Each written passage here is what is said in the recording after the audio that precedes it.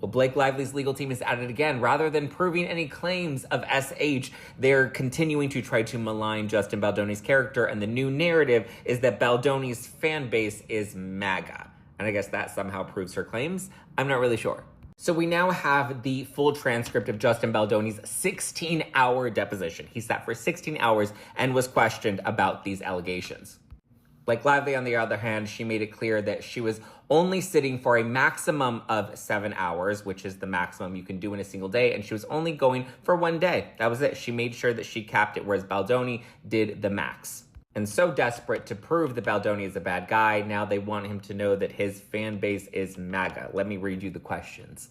So here, Blake Lively's legal team asked Baldoni, have you seen that online, at least, you've become in certain circles kind of a hero or a figurehead of the MAGA movement?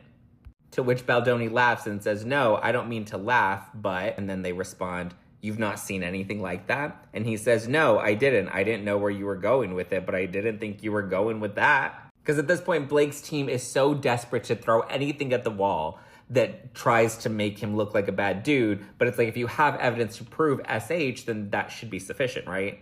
And Blake's attorney continues by saying, so you've not seen the legions of MAGA supporters who have come out in support of you on social media? And Baldoni says no.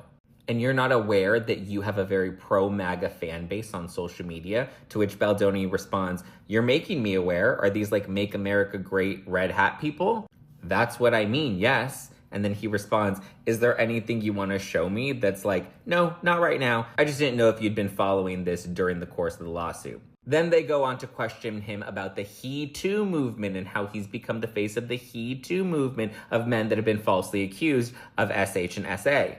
And then they ask him about the manosphere. And the manosphere is, I guess, like men that are super machismo. I'm kind of unclear about what that means, but his response to being part of the manosphere is that maybe, you know, he would like them to read his book so that he could teach them how to be more in touch with their own, you know, how to abandon their toxic masculinity and become better men in the world and treat women better.